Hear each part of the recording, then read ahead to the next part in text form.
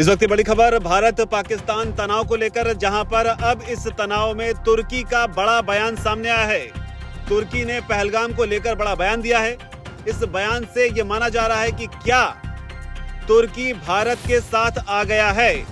तुर्की ने पहलगाम में हुए हमले को आतंकी हमला मान लिया है। तो इस वक्त की बड़ी खबर, भारत और पाकिस्तान तनाव के बीच तुर्की ने बड़ा बयान दिया है।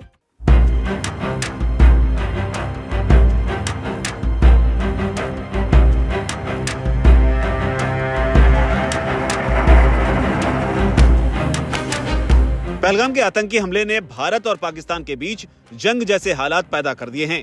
दोनों देशों के बीच युद्ध की आहट पर पूरी दुनिया की नजर है। अलग अलग देश अपने अपने हितों और मंसूबों के हिसाब से बयान दे रहे हैं, लेकिन निगाहें टिकी हैं तुर्की पर।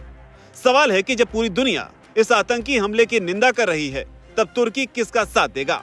तुर्की दहशतगर्दों की नापाक हरकतों पर क्या रुख रखता है? क्या वो भारत के साथ खड़ा है? ये सवाल इसलिए क्योंकि पाकिस्तान और तुर्की के रिश्तों से हर कोई वाकिफ है। जब जब बात पाकिस्तान की आती है, तब तब तुर्की उसके साथ खड़ा नजर आता है। लेकिन अब तुर्की के विदेश मंत्रालय की तरफ से ऐसा बयान सामने आ गया है जो भारत को तो मजबूती देता ही है, साथ ही पाकिस्तान के लिए भी एक बड़ा झटका है। तुर्की के विदेश मंत्रालय ने कहा है कि हमें ये जानकर बहुत दुख हुआ है कि जम्मू कश्मीर के पहलगाम क्षेत्र में नागरिकों को निशाना बनाकर किए गए आतंकवादी हमले में कई लोगों की जान चली गई और कई अन्य घायल हो गए। हम इस जघन्य हमले की निंदा करते हैं। ये बयान भारत के लिहाज से बहुत महत्वपूर्ण है, और वो भी तब जब खुद तुर्की के राष्ट्रपति अर्दवान पाकिस्तान के समर्थन का संकेत दे रहे थे। उनके बयान ने साफ इशारा किया था कि पहलगाम हमले के बाद भी आतंकवाद का समर्थन करने वाले पाकिस्तान का साथ तुर्की नहीं छोड़ेगा। कैसे, अब वो भी समझिए। दरअसल अर्दवान ने जब पहलगाम में 26 हिंदुओं के नरसंहार पर बयान दिया था, तब पहलगाम में मारे गए बेकसूरों के लिए दुख जाहिर नहीं किया, बल्कि ये कहा कि पाकिस्तान और भारत के बीच तनाव जल्द कम होना चाहिए ताकि मामला गंभीर न हो। अर्दवान ने यहाँ तक कह दिया कि तुर्की पाकिस्तान के साथ मजबूती से खड़ा है। तुर्की के राष्ट्रपति का ये बयान हिंदुस्तान के जख्मों पर नमक छिड़कने जैसा था।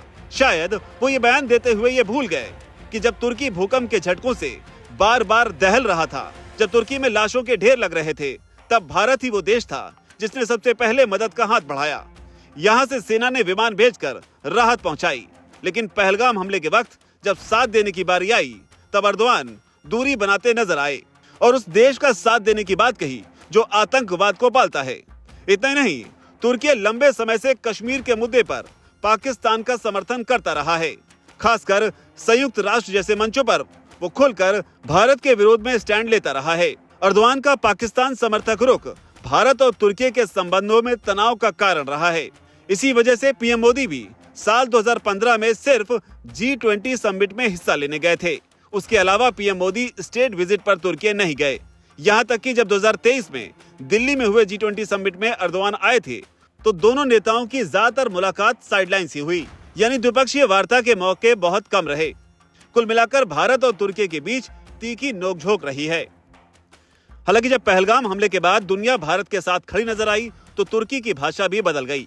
अब वो निंदा भी कर रहा है, पहलगाम हमले को आतंकी हमला भी मान रहा है। लेकिन अब बड़ा सवाल कि आखिर तुर्की के स्वर क्यों बदल गए?